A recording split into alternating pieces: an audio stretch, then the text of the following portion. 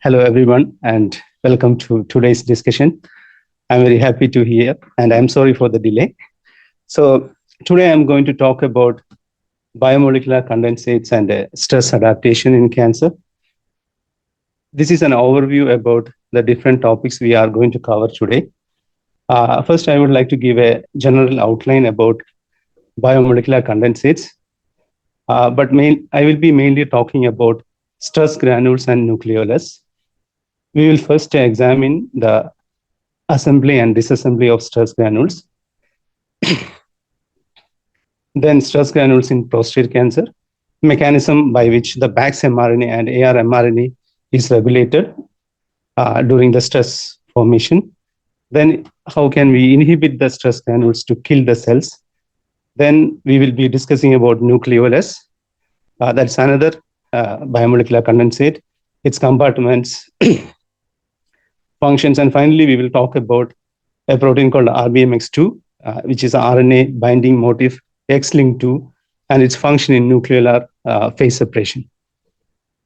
So now first see the cell compartmentalization. So cell compartmentalization is very important for the proper functioning of the cell. We know that the cell is compartmentalized into different organelles like mitochondria, endoplasmic reticulum, Golgi complex, and nucleus. So this compartmentalization helps the cell to restrict specific biochemical activities in specific locations of the cell. If these are not enclosed in a membrane-bound structure, the proteins, the biomolecules can leak out of the organelles and it can be disastrous for the cell. For example, if we know that if mitochondria leaks cytochrome C, it will come out of the intermembrane space and that will activate all the caspases that will kill the cells. So, but cells are also able to keep bodies or structures without membranes, and they can also do very intelligent functions. And they are called membraneless bodies or biomolecular condensates. And there are so many different kinds of membraneless bodies inside the cell. So, in fact, this is a very interesting area of biology, and it is expanding.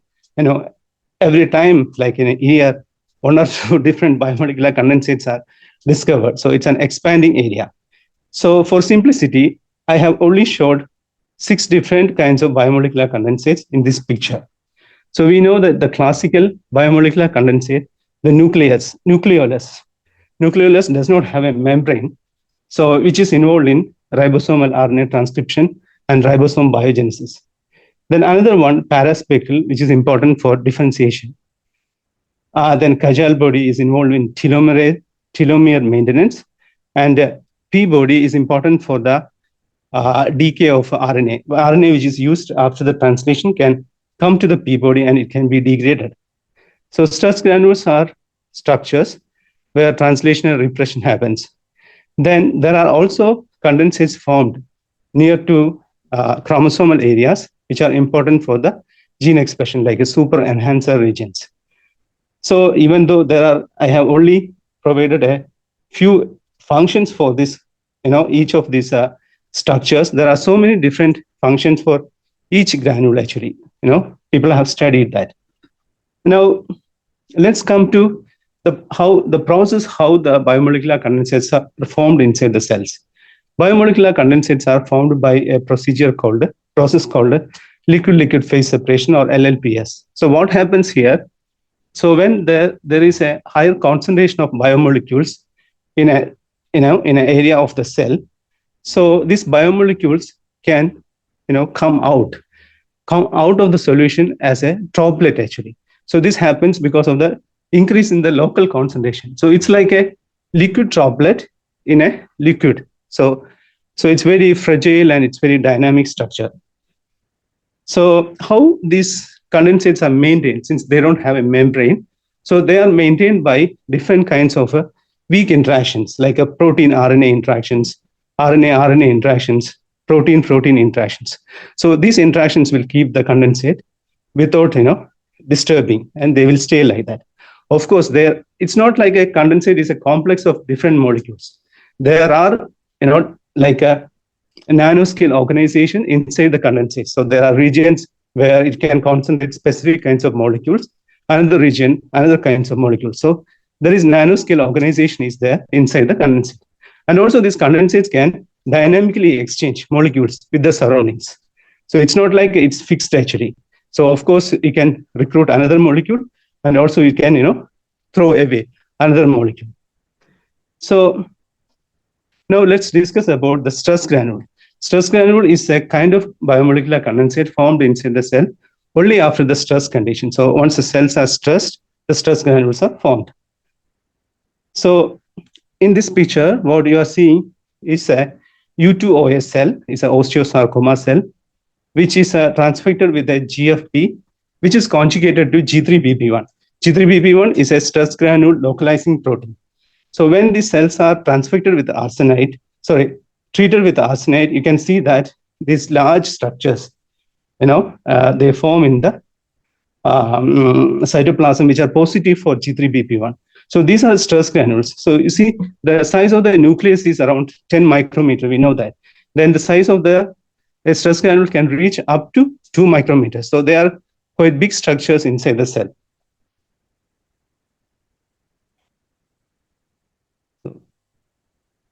Okay, now how these stress granules are formed inside the cell. So as the name implies, stress granules are formed after the cells are stressed actually. There are different mechanisms proposed that explains the formation of stress granules, but the major mechanism is the translational repression. So when the stress granules are formed by different stresses like viral infection, oxidative stress, heat shock, nutrient deprivation, UV, a wide variety of stress actually. So in response to this stress-specific kinases are getting activated inside the cells. And these kinases can phosphorylate eukaryotic initiation factor alpha, which is a initiation factor required for the translational initiation, translational initiation to do the protein synthesis.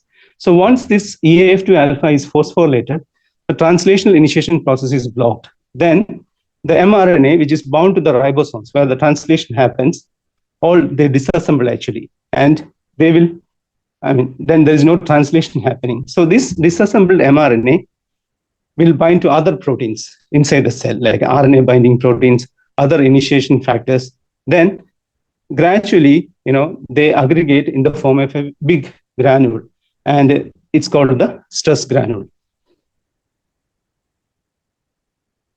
So many scientists, they think that stress granule is not a single complex, but it can also contain a core and a shell actually. So there are proteins which are essential for the formation of stress granules. They form the core, and this is the core, and the proteins which are not necessary for stress granules all the time can cover this shell region, so that the shell region can be used as a dynamic region to shuttle proteins in and out of the stress granule.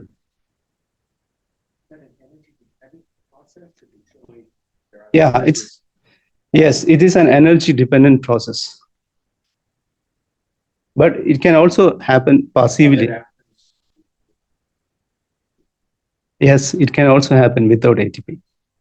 In this particular paper, this is from a review article, they have studied about the importance of ATP in the transport. So as I mentioned to you, stress granule is not a complex of proteins, but there are specific regions in the stress granule that are corresponding, or they are accumulating different components. For example, this is a 3D storm reconstruction of a stress granule in a cell, and whatever in green color you are seeing are the regions where the G3BP is located. So G3BP is not located. It's an essential stress granule protein. It's not located everywhere. And now this is a wholly mRNA which is present. So this is to show that stress granule contains specific regions which can concentrate specific sets of biomolecules. So once the stress granules are formed, they will not exist for a long time. So after they are formed, they needs to be disassembled actually, because it's a stress response process. And if they are not disassembled, it can be harmful for the cells. And this disassembly is mediated by chaperone proteins and autophagy. So what happens is that the core stress granule will grow and they recruit many proteins and they become the mature granule.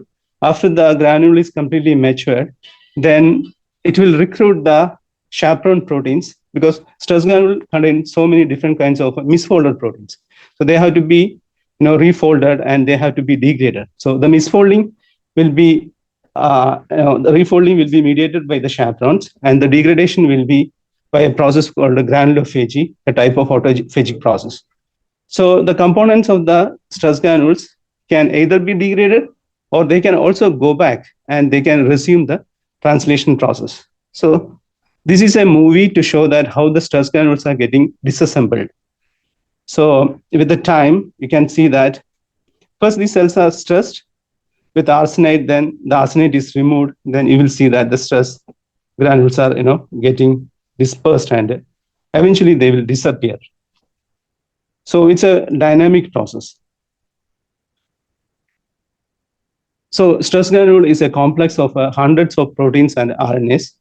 Some proteins are very essential for the granule formation because if you delete those genes or if you silence those genes, stress granules will not be formed. For example, G3BP1 is a very essential protein for the stress granule formation. So as I told you before, for like any other biomolecular condensate, stress granules are also maintained by weak interactions like protein-RNA interactions, RNA-RNA interactions, and protein-protein interactions. So, and post-translational modifications play an important role in regulating the stress granule dynamics and composition. So the post-translational modifications of specific proteins can determine whether it can be included or excluded. Some of the modifications will facilitate the granule assembly. Some others will help the protein to be recruited to the granules. Some will help them to exclude the proteins.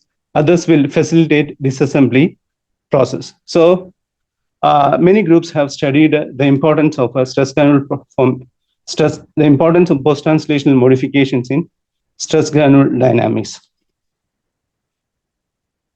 So now let's discuss about the functions of stress granules. So as we discussed before, the main function of the stress granule is the translational arrest. In response to stress, the translational initiation is blocked and the mRNA and proteins will aggregate in the granules. Then biomolecular storage. Stress granules can store mRNA and proteins. So under the stress conditions, once the stress is not there, it can release those mRNAs and they can go back and they can resume the translation process. Then it is a region where mRNA sorting happens. For example, stress granules will sequester mRNA protein complexes. Then it can be either used for mRNA stabilization, or it can be used for the storage, or it can be removed or degraded by a component. Stress granules can interact with another biomolecular condensate called a P-body, and it can be degraded actually. So it's like an mRNA triage it can do. Then stress granules are also important for viral replication because when stress granules, in response to viral infections, cells can induce stress granules. So these stress granules can sequester the viral mRNA and the viral proteins. So the viral replication will be inhibited by this process. So cells induce stress granules to escape from viral infection, or it is a way to avoid viral replication. Then stress granules are also involved in cell signaling and apoptosis because it can sequester specific proteins into the granule so that that protein's availability in the cytosol for other reactions will be limited.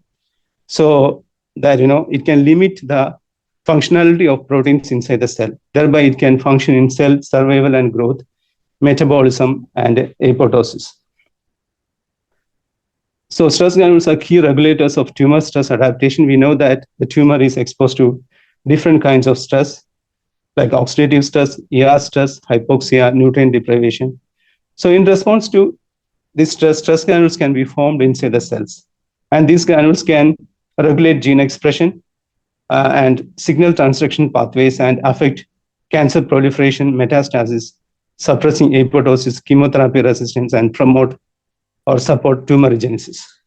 So I would like to show you this interesting paper, which came in Current Biology a couple of months before.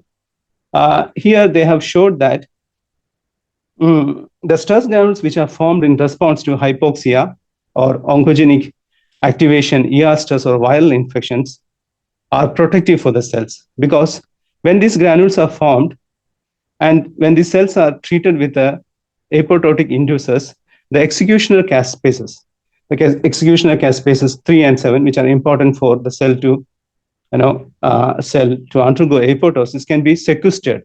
They can be kept in the granules. So once they are kept in the granules, their activation is not, they are not activated. So by this, the cells can be protected. So it's a lengthy paper they have done in even animal experiments. So it's a very interesting paper to read. So we also showed that stress granules can have a function in tumor progression. This was in 2015. We published a paper in Journal of Cell Biology where we knocked down this protein G3BP1. I discussed with you before. It's an essential protein for the stress granule formation. These are osteosarcoma xenografts, and these are the knockdown cells. These are the control cells, and we can completely inhibit the stress granule formation in these xenografts by inhibiting G3BP1. When this G3BP1 silenced cells are implanted in the mice, so they showed less invasion and metastasis. So this is an example of the role of G3BP1 in tumor progression. So there is a lot of interest in targeting stress granules to develop it as a cancer treatment strategy. Many people are trying to understand how different biomolecules can inhibit stress granules. Many natural compounds, many proteins that can be targeted with the small molecules scientists are researching to find a promise in targeting these granules to kill the cancer cells or reduce the tumor progression. Stress granules are also detected in prostate cancer. So this picture shows a tumor prostate cancer specimen which are untreated or treated with NST, and these specimens are stained with the G3BP1, and you can see that they form granules which are corresponding to G3BP1 staining. So we were interested to identify what kinds of mRNAs are present in these granules. So, the granules are so dynamic, so it is very difficult to isolate them. So we have used a methodology called ascorbate peroxidase proximity tagging. So where we, link this ascorbate peroxidase enzyme with the G3BP1, the protein which is important for the stress granule formation. So we put this inside the cells, and the cells were stressed with the oxidative stress. Then what happens is that the stress granules are formed, and when these cells are treated with a biotin phenol and pulsed with the hydrogen peroxide, the proteins in the vicinity of G3BP1 will be biotilated, proteins and RNA. And we can, of course, pull down these complexes from the cells, and we can do RNA sequencing. By this approach, we identified the Bax mRNA that can be recruited to the stress granules. So Bax mRNA, we know that Bax mRNA will translate into Bax protein, which is important for the apoptotic process. Bax activation will lead to the oligomerization of the protein in the mitochondrial membrane. Then the cytochrome C will be released from that procedure. So under oxidative stress, the mRNA is recruited to G3BP1. This limits the mRNA availability in the cytosol. That the Bax mRNA is not translated. So the cells are getting protected. But when we inhibit G3BP1, so the Bax mRNA is no more recruited and the protein can be translated. This induced the cell death. So it's a protective mechanism for the cells from the oxidative stress. So we used a similar strategy to identify mRNAs that are recruited to stress granules. in prostate cancer cell line LN capsules in response to ARPI stress. So by this procedure, we identified the androgen receptor mRNA, AR, can be recruited to the granules. So basically, we found that the AR mRNA can exist in two forms inside the cell. One is a form which is not translationally, which is translationally active and which is modified at the adenosine by methylation. It's called a M6A modification. And another part is a M6A unmodified and which is translationally not active. So M6A modification is a popular, it's a very well-studied RNA modification, which is important for many biological processes, including development, differentiation, and it also has functions in cancer biology. So this modification is mediated by methylases, and they are removed by demethylases. They are called writers and erasers. And these M6A modified proteins can be bound by reader proteins called reader proteins. So they can be sensed by the reader proteins and they can be regulated. So we found that the reader protein YTHTF3 binds to M6A modified AR mRNA, and the G3BP1, we have been discussing about this protein. A stress granule essential protein is binding to translationally repressed AR mRNA. So we can see that here the AR mRNA in situ hybridization, and this in situ hybridization is chained with the YTHTF3 or G3BP1. Then when these cells are treated with the ARPI, the AR mRNA is going along with the YTHTF3 and it forms in these granules. But AR mRNA, which is not M6A modified, can bind to G3BP1 and it is going to a different kind of the granule. So basically, we can also test this in an in vitro system. So if you purify recombinant protein, YTHTF3, and if you mix this protein with RNA, it forms these droplets. Then if you separate these droplets into two fractions, a liquid fraction and a droplet fraction. Liquid is like the one which is outside and the droplet is this one. And if you do a qPCR for AR mRNA, then you can see that these droplets are enriched with the AR mRNA. So it's an in vitro system we can try to study in a test tube. So similarly, G3BP1, if you mix with the RNA is the total RNA isolated from the cells. It also forms droplets. And you can separate and do qPCR, and it also forms the AR mRNA is enriched in the droplets. But if you do a pull down for M6A AR mRNA and check their distribution between the liquids and droplets, you will see that it's more enriched in the droplet fractions from YTHTF3 protein, and it is less enriched in the droplets of G3BP1. So it indicates that YTHTF3 has a specificity to interact with the M6A modified AR mRNA, while G3BP1 has less specificity of that. So what is happening here? So basically, the G3BP1 and YTHTF3 both are stress granule proteins. They can go to the granule, but they don't be mixed actually. They are forming as two different clusters in the granule. One cluster which is binding to the AR mRNA, which is M6A modified, and another cluster which is binding to M6A unmodified AR mRNA, that is the G3BP1 fraction. So finally what will happen because of this distribution of the AR mRNA, the AR protein translation is reduced. So there is less AR mRNA in the polysomes because the AR mRNA binding to YTHTF3 is mainly in the polysomes. So the importance is that based on the stress, the AR mRNA can be translationally regulated by the stress granules. So it's a mechanism of regulation of AR mRNA under the ARPI stress. So now the G3BP1, we know that we discussed, is an important protein for stress granule formation, and it is also important for the cell survival. So these two proteins there is another protein called a G3BP2, which is parallel of G3BP1. And these G3BP1 and 2 are expressed more in the NST-treated cells compared to untreated cells. So we have silenced both G3BP1 or a combination of these two proteins in different prostate cancer cells to see, how they are important for the cell survival. And these are the silencing of G3BP1 and 2 or a combo in different cell lines. And we found that different cell lines we tested, the reduction in the levels of proteins can reduce the cell proliferation.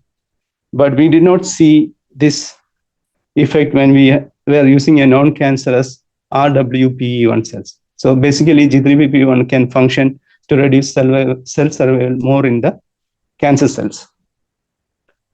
So this is interesting for us. So we wanted to inhibit G3BP functions in the cell. So for that, we have adopted a strategy where virologists have published to study stress granules. So they found that there is a motif called FGDF, which is present in several old world viruses, like a chikungunya virus. And this FGDF motif can bind to the NTF2 domain of G3BPs. So this binding will inhibit the G3BP functions, and this can help in the viral replication process. So we thought we will use this FGDF and generate a peptide and test whether this peptide has an ability to inhibit G3BP in the prostate cancer cells. So FGDF is from a protein called NSP3. It's present in the viral in viruses. So this I explain now. So this is how the FGDF binds to the NTF2 domain of G3BP. Both G3BPs have this region because the NTF2 domain is highly conserved. And if you do a PLA assay, we can see that a biotin tagged FGDF is in proximity with the G3BP1. So we have done this with a controlled peptide and a specific G3BP I peptide. So we call it as G3BP-I. So this is a biolayer interferometry. It's like a protein biomolecular interaction assay where you can see that the FGDF interacts with the G3BP1 inside the cell, while a controlled peptide shows less interaction. Also, this peptide inhibits stress granules. So when we treat the cells, we can see that the stress granules, they become smaller compared to large in the control peptide. So we have also tested whether this peptide can kill the prostate cancer cells. So we tested two prostate cancer cell lines, PC3 and LN-CAP. In both cases, the peptide can kill these cells, but we have seen very less effect with a normal or like a non-cancerous PNT1 B cells. So our future, non-stress conditions. Yeah, non-stress so conditions. Why does this have relevance under non-stress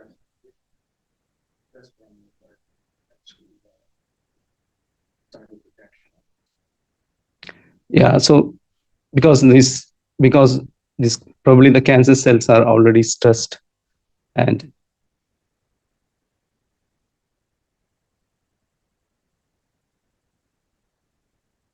yeah, probably because the stress granules are formed, then they will not stay and they are dispersed actually. So they are getting adapted. Possibly because of this adaptation, they become resistant.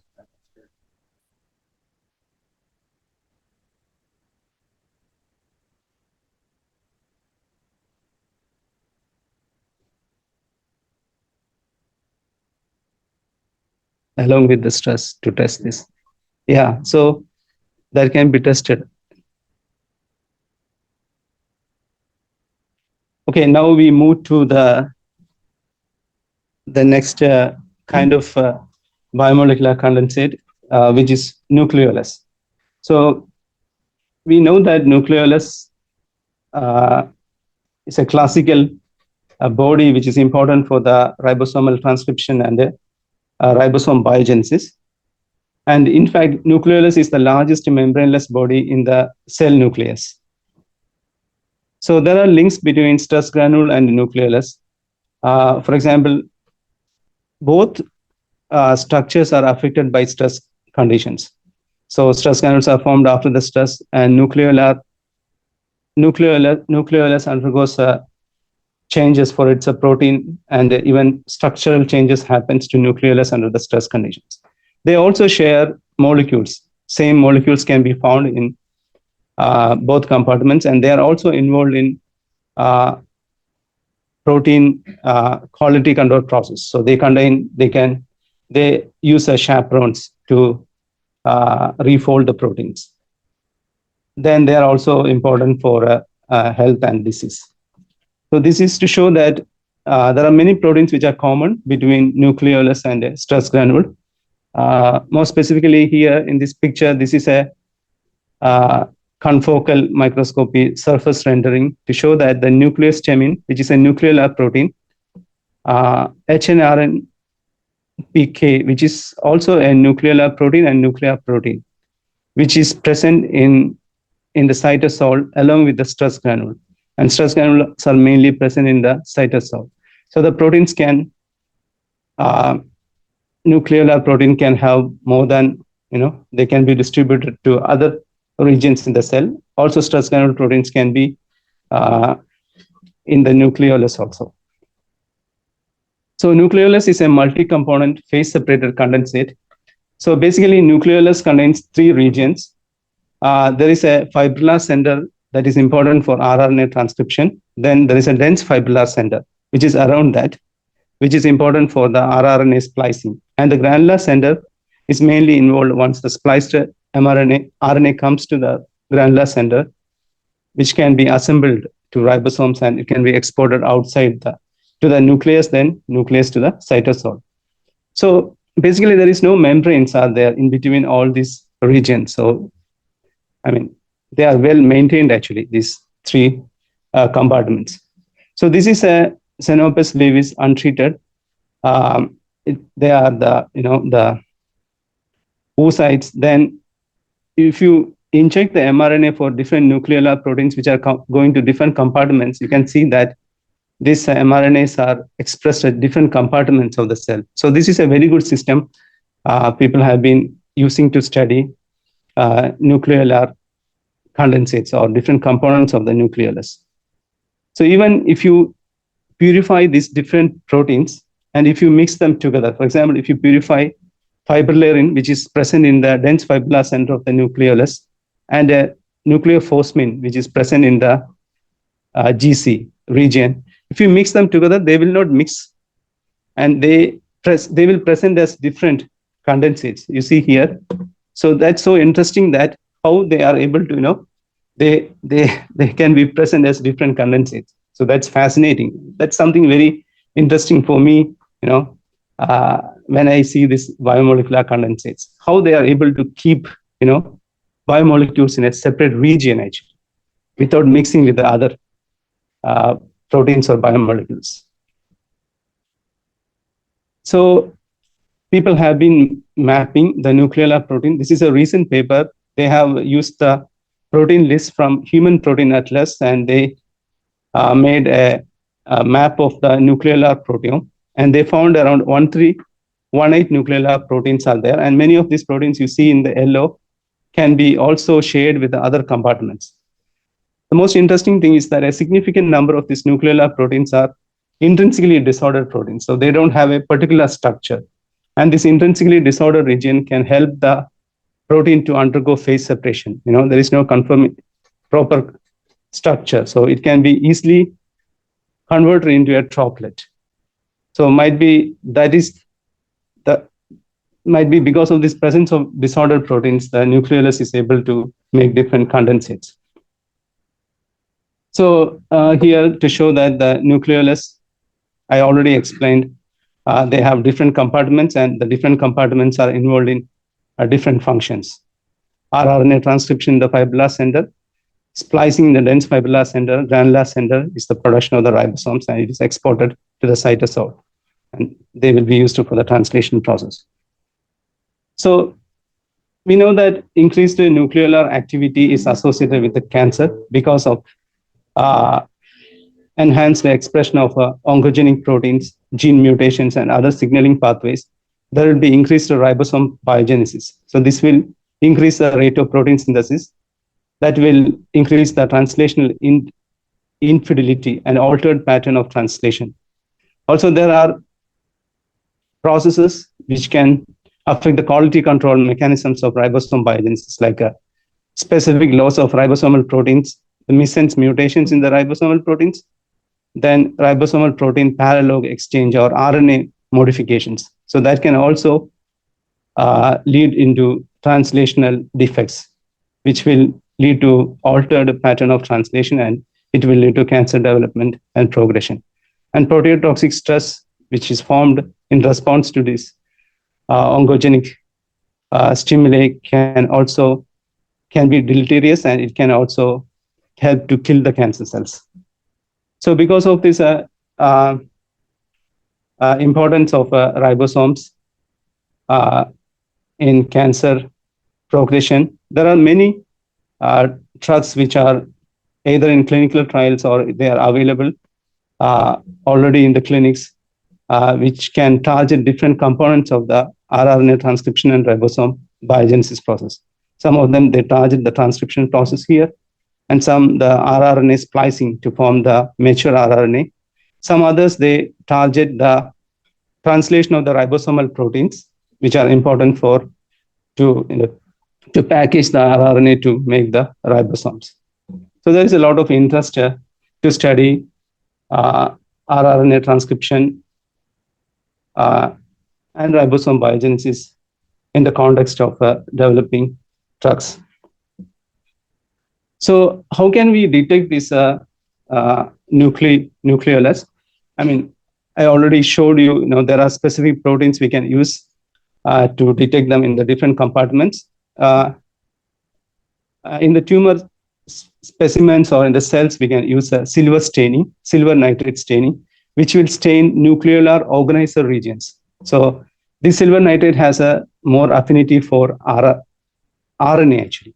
So the nucleolus is rich in RNA, so it will stain the nucleolar organizer regions which are rich in rRNA.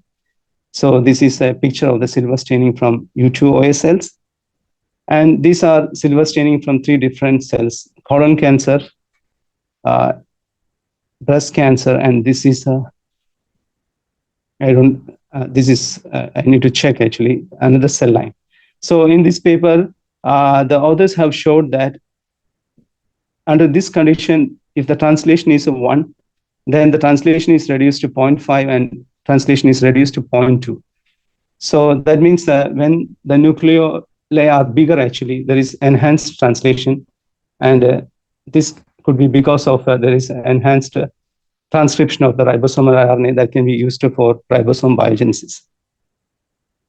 So also the mutations can affect the nucleolar morphology. For example, here the wild type P53 and retinoblastoma protein, the nucleoli are smaller. When it is mutated or P53 is mutated or deleted retinoblastoma, you will see that the nucleoli, they become bigger actually. So it's not like all cancers can have bigger nucleoli. It can also, nucleolar changes can also be affected by specific mutations or deletions in the oncogene. So we need to look for specific alterations when we study the nucleolar characters.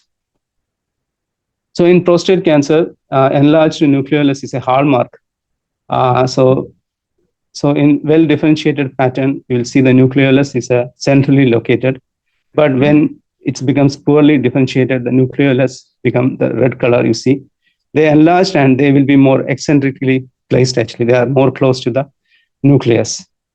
So when we look at the nucleoli, but this we have looked in a small number of samples, you can see that the CRPC samples have enlarged nucleoli, but in the untreated samples have smaller nucleoli. And these nucleoli were visualized by staining with 3 different proteins: fibrillary, nucleophosmin, and RPM184. These are corresponding to 3 different regions of the nucleoli that I explained to you before. So in our lab, we are interested to study how the nucleolar changes or nucleolar morphological changes as well as the functional changes are helping to support cancer progression.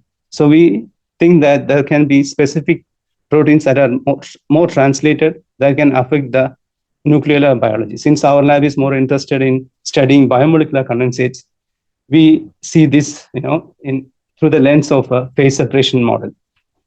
So to understand or to identify proteins which are translated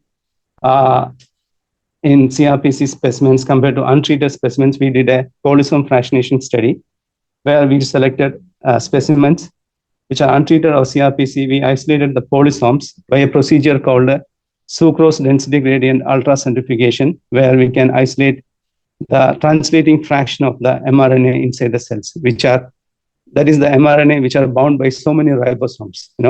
It can translate very well.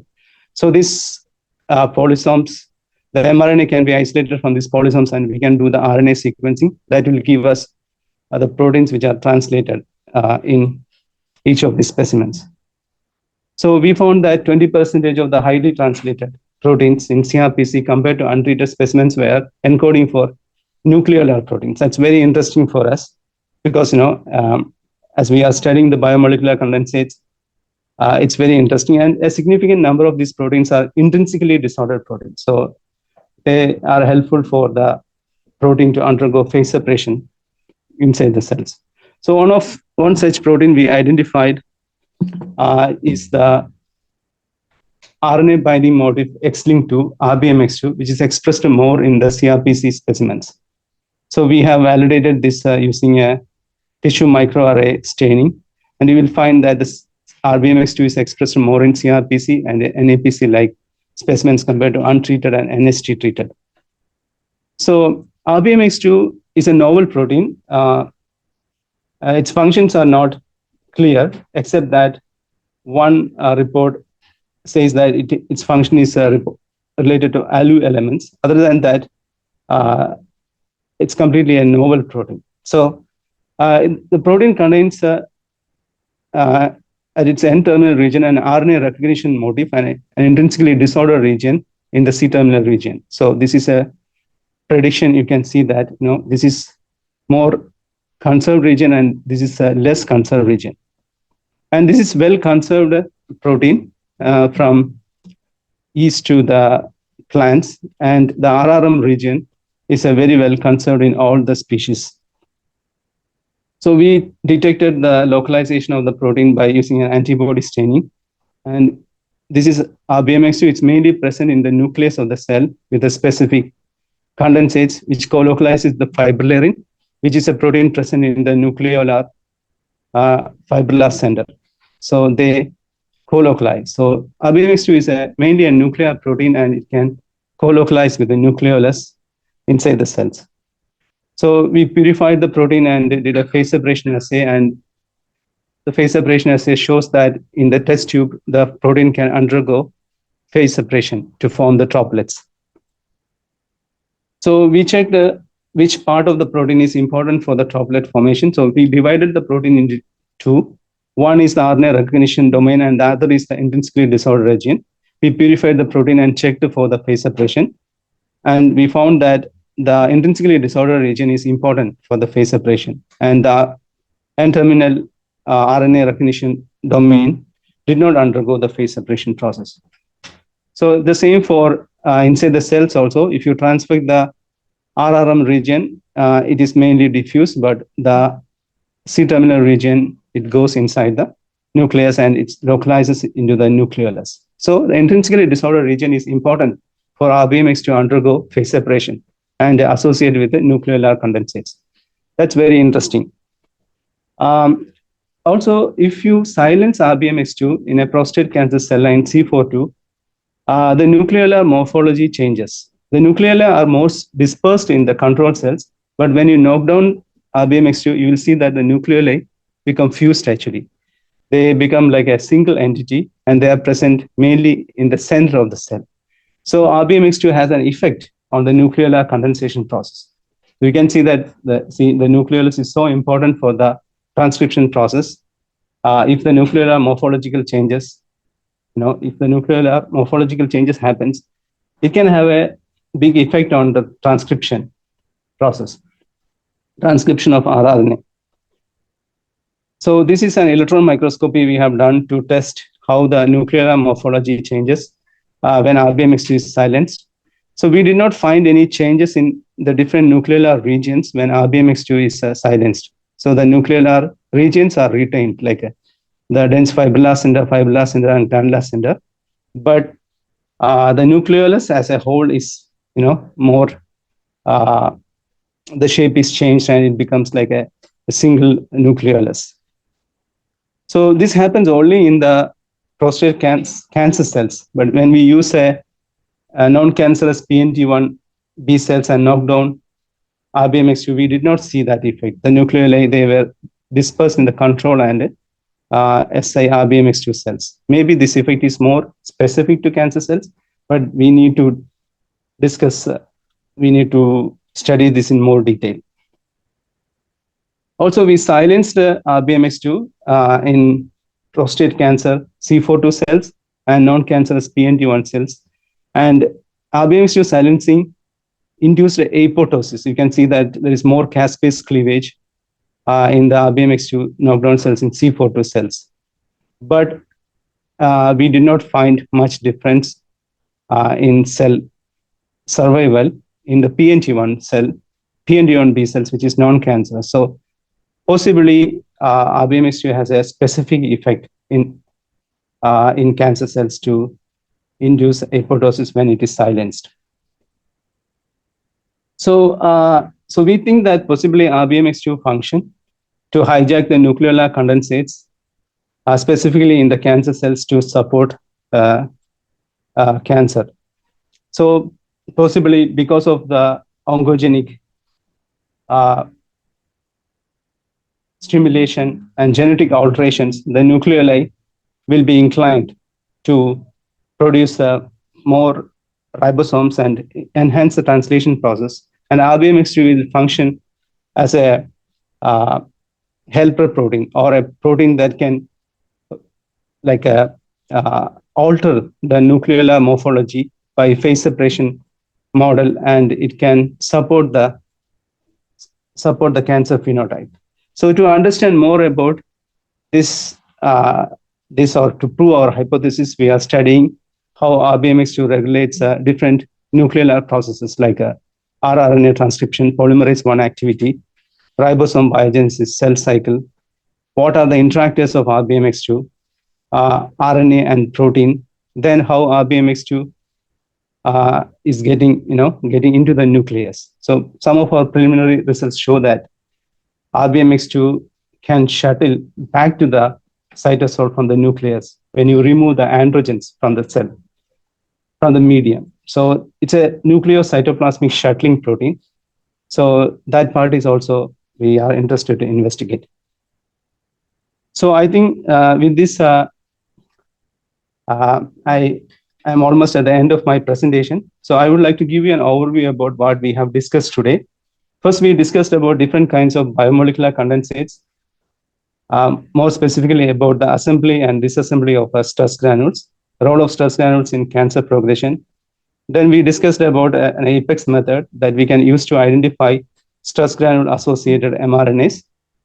Then we discussed about two mRNAs. One is Bax mRNA and another is AR mRNA that can be recruited to stress granules.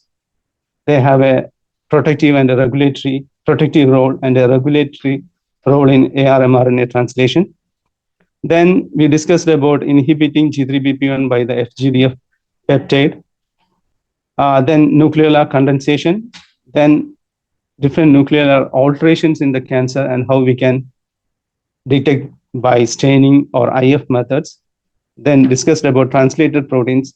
Finally discussed about RBMX2 and its a promising role in nuclear biology.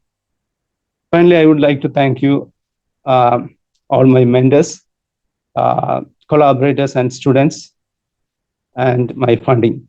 Thank you.